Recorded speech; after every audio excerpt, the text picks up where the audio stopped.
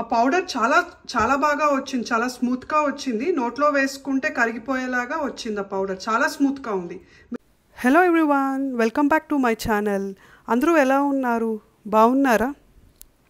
నేను ఇవాళ మా మదర్తో కలిసి ఇంట్లో ఎంతో టేస్టీగా అండ్ హెల్దీగా మినప సున్నుండలు తయారు చేసుకుంటున్నాను. నేను ఈ గ్లాస్తో తీసుకుంటున్నాను మొత్తం పప్పు. ఇది యాక్చువల్గా గుళ్ళపప్పు కాదు, మామూలుగా మినప్పప్పు. కొంచెం సిమ్లో పెట్టి స్లోగా దీన్ని వేయించుకోవాలి. హైలో పెట్టేస్తే లోపల వేగదు, పైనేమో మాడిపోతూ ఉంటుంది. కొంచెం సిమ్లో పెట్టి స్లోగా వేయించుకోవాలి. నేను దీంట్లో ఒక స్పూన్ బియ్యం గింజలు కూడా వేసుకుంటున్నాను. అప్పుడు మనం తిన్నప్పుడు నోటికంతా అంటుకోకుండా నీట్గా ఉంటుంది. దీన్ని కొంచెం లో ఫ్లేమ్లోనే ఇలా వేయించుకుంటూ ఉండాలి. పప్పు అంతా రెడ్గా వచ్చే వరకు వేయించుకుంటూ ఉండాలి. మనకి మినప్పప్పులో జిగురు ఉంటుంది కదా, సో అందుకోసం ఏంటంటే బాగా వేయించుకోవాలి, లేకపోతే అది సాగుతూ ఉంటుంది.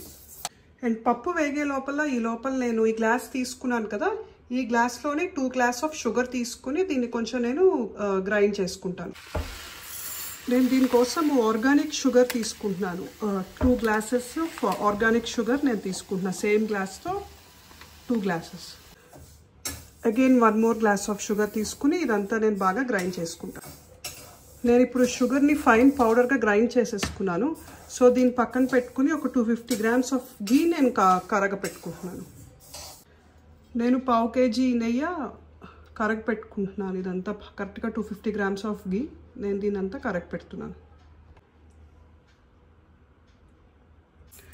ఇలా మనకి వేయిస్తూ ఉంటే స్లోగా కలర్ మారుతుంది. యాక్చువల్గా సున్నుండల్లో ప్రాసెస్ ఏమీ లేదు, ఓన్లీ పప్పు వేయించడానికే టైం పడుతుంది అంతే. మనకి పప్పు వేగిపోతే కూడా మంచి స్మెల్ వస్తూ ఉంటుంది, చాలా బాగుంటుంది. ఇలా పూర్తిగా కలర్ చేంజ్ అయ్యే వరకు మనం వేయించుకోవాలి స్లో ఫ్లేమ్లోనే.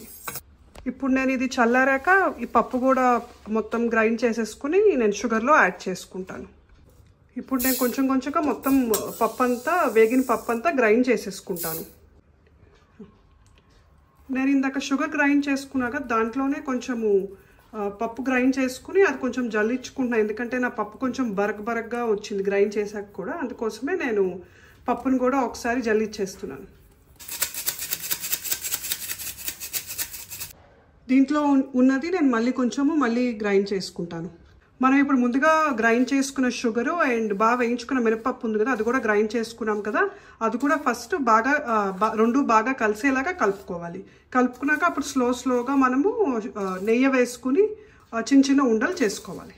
ఇప్పుడు నేను ఈ కరగ పెట్టుకున్న నెయ్యి దాంట్లో పోసుకుని స్లోగా ఉండలు చేసేసుకుంటాను.